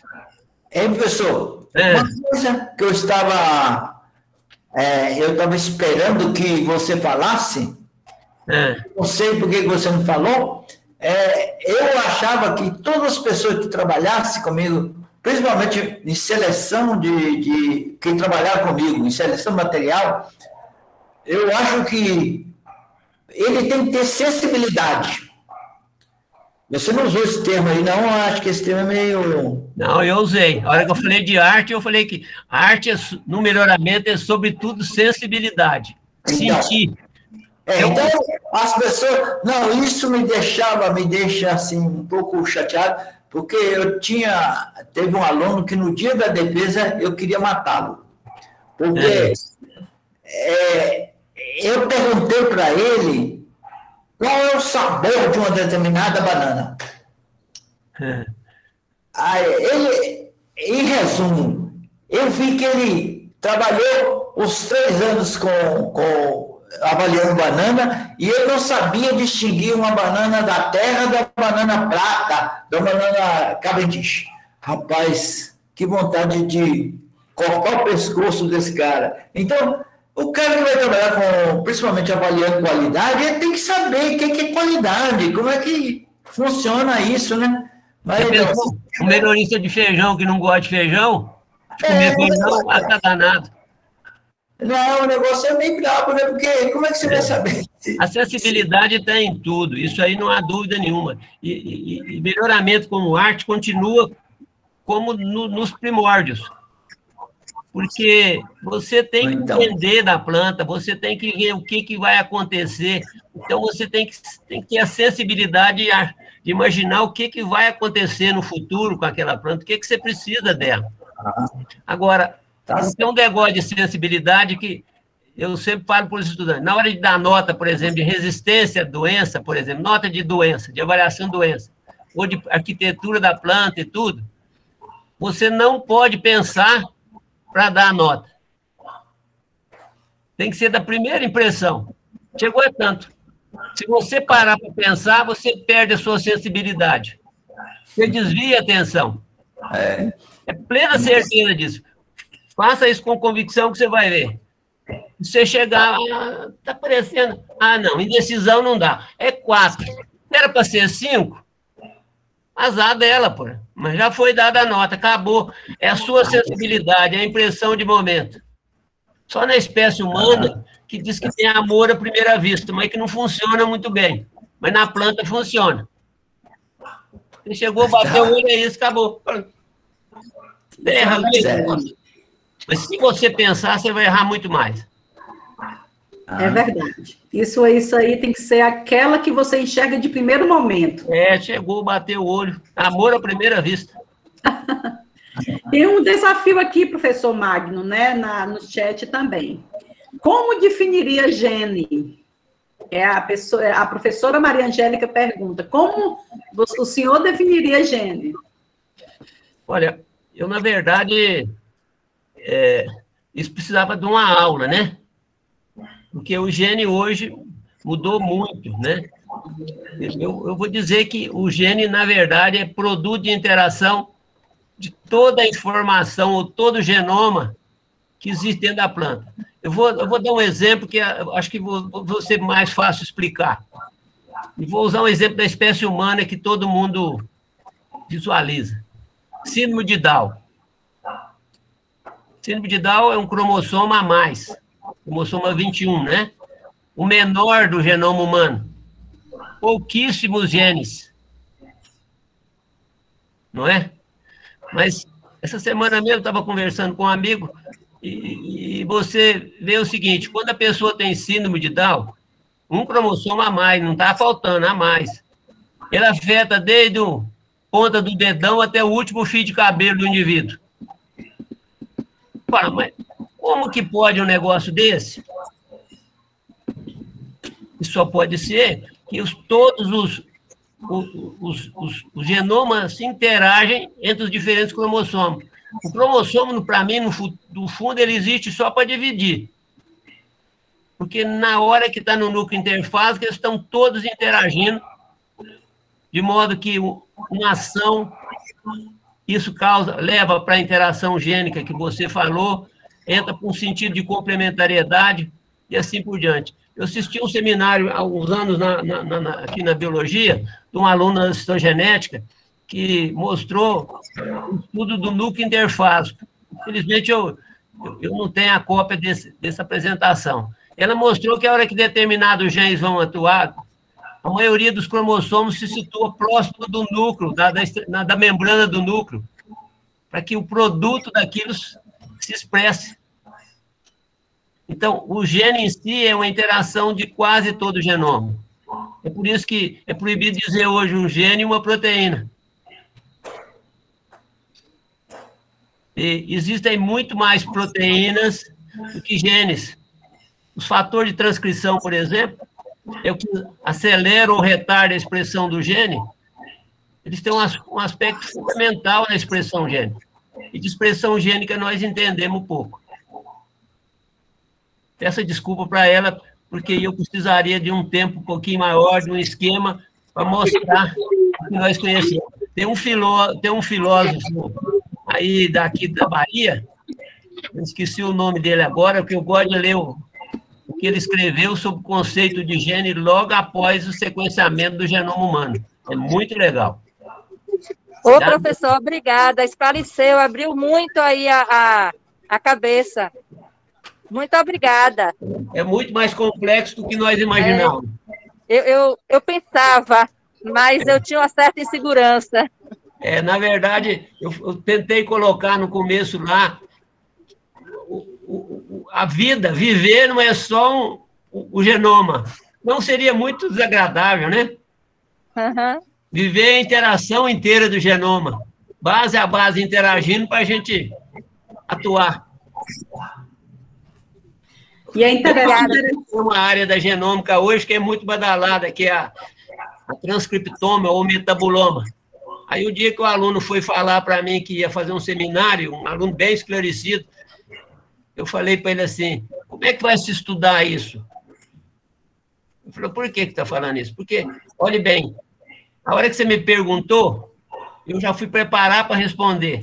Na hora que eu preparei para responder, as proteínas que foram produzidas na minha resposta é diferente daquelas quando você não tinha feito a pergunta ainda. Então, a mudança da informação genética é instantânea. E as pessoas parecem que não querem entender. Por quê? É especialista numa coisa, não vê o todo. Esse cara do Epstein, lá no livro, ele fala num dado momento lá, nós sabemos tudo sobre a célula, mas não sabemos como ela se interage para produzir a vida. Pensem. Verdade. O fenótipo é uma interação. Pois é. E também, professor, a gente vê assim, o gene, a penetrância e a expressividade dele, né? Então, pouco a gente usa aplicar esse dueto, né? A sua penetrância e sua expressividade. Porque ele está ali, está presente, mas como ele vai expressar? Aí vê o surgimento de várias proteínas a partir dessa penetrância, essa expressividade dele. Vamos dar um exemplo da insulina. Isso. A insulina é 2 genes. Tá certo? Um gene produz uma cadeia polipeptídica, a outra produz a outra cadeia polipeptídica. Tudo bem. Agora, depois, essas proteínas têm que ser arranjadas para dar insulina. Então, o pós-tradução é tão ou mais importante do que a tradução propriamente dita. É quem dá o destino final, praticamente, né, professor? É ela que dá o produto final. Então, isso, veja a complexidade que está por trás disso. É por isso que se me pergunta assim, qual foi uma das maiores contribuições da biologia molecular? Eu falo assim, foi até um milagre, porque pegou um gene humano,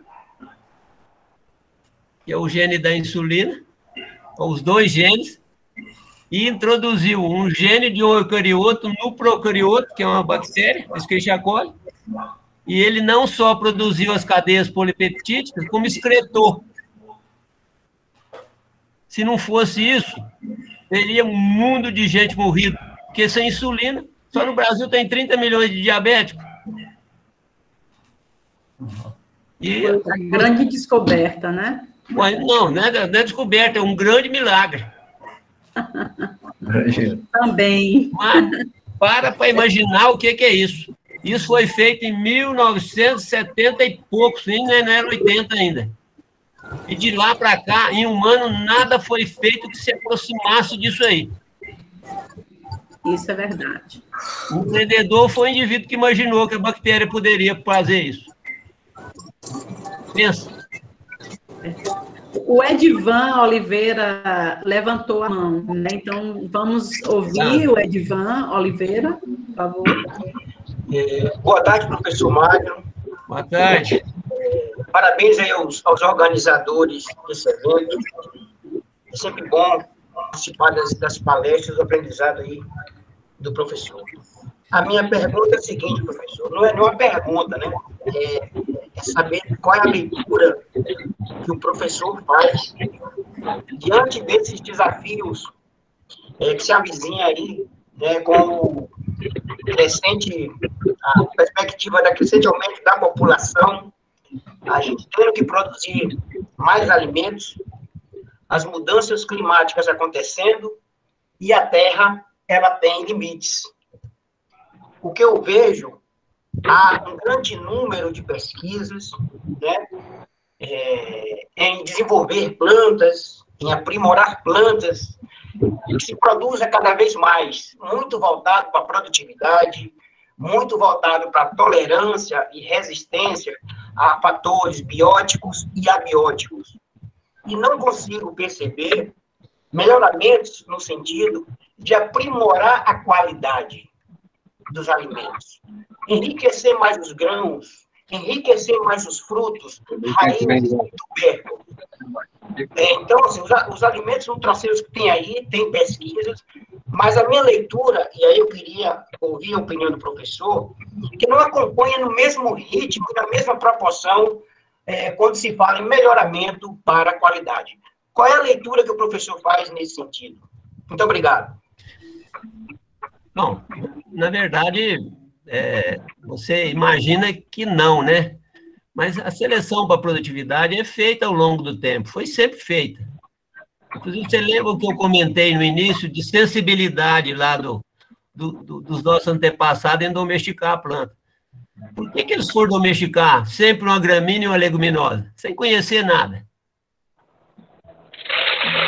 Eu sempre parto do pressuposto que a pessoa, se ela gosta de um alimento, é porque ele tem alguma coisa que é útil para ela. Isso tudo foi feito durante a domesticação. E hoje existem inúmeros programas mundiais, inclusive o mais importante deles é da Fundação Bill Gates, que financia a identificação de mudanças na qualidade do alimento. Mas é um processo que não ocorre num passe de mágica, isso demora um pouco, não há como. Agora, a produtividade, nós temos mais premência, você há de convir comigo. Coincidentemente, hoje, um rapaz aqui, um americano que tem aqui, que faz tradução para nós dos textos para os artigos, e ele é assim, ele faz a tradução e ao mesmo tempo, ele comenta a tradução, ele comenta o texto ali que está, ele é bem, vamos dizer assim, bem antenado no mundo. E surgiu um assunto aí da hidroponia, que pessoas da hidroponia dizem que não vai precisar do solo. Aí, ele comentou lá a dificuldade, como é que vai fazer, talvez tivesse que ter um processo evolutivo para que o homem precisasse consumir menos alimento. Aí eu ainda dei um exemplo para ele assim, ó, o homem, qualquer um de nós, em média, come em torno de 250 quilos de alimento por dia. E depois queremos fazer regime para emagrecer, sendo que a nossa conversão é normalmente de 2 a 3 quilos por ano. Eu sempre brinco, se nós fôssemos um suíno, uma ave, nós já tínhamos ido para o corte há muito tempo. Conversão alimentar péssima. Você acha que é possível a seleção natural pegar a espécie humana e melhorar a conversão alimentar dela para que a gente comesse menos e engordasse o suficiente? Ou se satisfizesse com menos? Isso é um processo muito duro. Então, para diminuir um pouco a pressão da humanidade, a saída que tem é fazer controle da natalidade. É o mais fácil no momento. Porque controle da natalidade se faz com educação. Então, tem que dedicar a educar as pessoas a ter um número suficiente de filhos. A China agora fez um programa para deixar ter 3 filhos por casal. Isso para a humanidade vai ser uma desgraça. O povo brasileiro, principalmente, porque eles têm dinheiro, vão comprar tudo que nós produzimos. Estão vendo atualmente o que está ocorrendo. Então, eu acho que no planeta tem gente demais. O caminho mais fácil para resolver é isso aí. Agora, está se trabalhando com qualidade. Em feijão, por exemplo, se o feijão não cozinhar bem, se tiver sabor, não tem chance no mercado. Não tem. E nós sabemos disso. A primeira coisa que a gente olha depois que cruza é se o grão é mais ou menos. Se não for, tá fora. Não sei se eu te respondi. Respondeu sim, professor. Você me falar assim, ó, você tem que selecionar um feijão rico em zinco. O zinco se situa principalmente na casca, no tegumento. Então, nós não temos precisão ainda para avaliar esse zinco com precisão. Os colegas que trabalham com feijão provavelmente estão me olhando para falar, não concordo com isso. Mas, na verdade, você faz uma alíquota assim, de 10 gramas e moe o feijão. A casca corresponde a mais ou menos 1% do peso, nessa alíquota não sobra nada. Você coloca no aparelho lá, dá um valor que não repete. Porque a amostragem é complicada. Então, ainda tem um problema a ser resolvido em fazer melhoramento para a qualidade, é precisão na estimativa do conteúdo. Eu usei essa palavra várias vezes, fenotipagem bem feita, fenotipagem bem feita, fenotipagem bem feita. Se você fenotipa bem, você seleciona bem, isso tem sucesso. Se não tiver precisão, não é nada feito. Obrigado, professor. Excelente. Eu não respondi, mas é por aí. Perfeitamente. Respondeu sim. Muito obrigado. Nada. Professor Magno, temos já nosso tempo chegando aí, né? A gente ficaria a tarde toda aqui com uma experiência imensa aí do senhor, né? nessa área de melhoramento, na genética, né? E a gente sabe que seu livro Genética na Agropecuária até hoje está sendo bastante utilizado aí nas universidades. E, assim, temos só uma consideração e uma ideia que a Gabriela Dias Trajano quer saber, e a Flaviane também pediu, levantou a mão para falar. Então, acho que a gente finaliza aqui com essas perguntas deles, só para a gente não atender basicamente, né? Talvez não precisa estender tanto, mas pelo menos só colocar algumas palavras que o senhor acredita, né, que vai contribuir, que a Gabriela Dias Trajano, ela pergunta, professor, gostaria de saber se você considera que o melhoramento contribui, de alguma forma, na erradicação da fome, ou se já temos quantidade de alimento suficiente, mas mal distribuído. Né? Isso aí. Não tem o alimento, nós produzimos o que nós quisermos, desde que haja consumidor com dinheiro para comprar. Tem uma distribuição de renda que não é boa. Perfeito. E a Flaviane, então, pede a vez dela, né? Aí a gente finaliza com a Flaviane, com a consideração e a pergunta da Flaviane, e depois, então, eu passo aí a palavra para o Sebastião finalizar a palestra aí do senhor, a magnífica palestra, né? Então, Flaviane, por favor. Boa tarde, professor Magno, boa tarde a todos. Primeiramente, parabéns pela excelente palestra, como sempre, né? A minha dúvida é em relação à escolha de genitores. Como escolher genitores para iniciar um programa de melhoramento em uma região que é marginal para a cultura, que não é tradicionalmente produtora para a cultura? Na verdade, a Fabiane foi uma ótima estudante. E a vida de professora está boa, Fabiane? Tá sim, muitos desafios, né? Mas eu estou gostando bastante, isso que é importante. Você pegou uma época ruim, né? Esse problema da janelinha aí não funciona muito, não. Mas, na verdade, tudo que é início é trabalhoso. O que é que vai fazer? Vai ter que introduzir o que você tem disponível, avaliar 2, 3 anos, para depois começar a identificar o que é bom. Você lembra que eu falei, você tem que conhecer da cultura, e eu acrescento agora, na condição em que você vai trabalhar. Primeira coisa agora, nesse caso aí, é introduzir na região e observar o comportamento. Sim, e em relação, só mais uma última pergunta, em relação a essa escolha dos genitores, o que o senhor acha a respeito de utilizar genitores com eventos transgênicos? Olha, eu não tenho nenhuma restrição, porque todo programa de melhoramento, sobretudo se está começando, vai gastar uns 10 anos para ficar pronto. Até lá, a patente do transgênico já caiu. O sistema brasileiro é legal. Então, não há nenhuma imoralidade ou falta de ética nisso, muito pelo contrário. Se está no mercado, é porque foi comprado. Se foi comprado, você pode usar, na lei brasileira. Se for nos Estados Unidos, é diferente. Mas nada impede que você utilize bem, ao bem da humanidade. Sim, perfeito. Muito obrigado, professor Mário. De nada. Obrigado a você. Então, senhoras e senhores, neste momento, encerramos a transmissão. Professor, muito obrigado pela sua passagem aqui na Bahia de uma forma um pouquinho diferente, e esperamos uma vinda mais física, que essa imaginal não é muito... É boa, mas não é tão boa, tá? Então... Eu agradeço a oportunidade. Foi muito bom para mim ter conversado com vocês, e eu acho que uma coisa que eu nunca furto é de dar minha opinião. Pode a maioria não concordar, mas ela foi dada e aí pelo menos, vão pensar a respeito. Tá bom. Muito obrigado, professor. Eu que agradeço a oportunidade.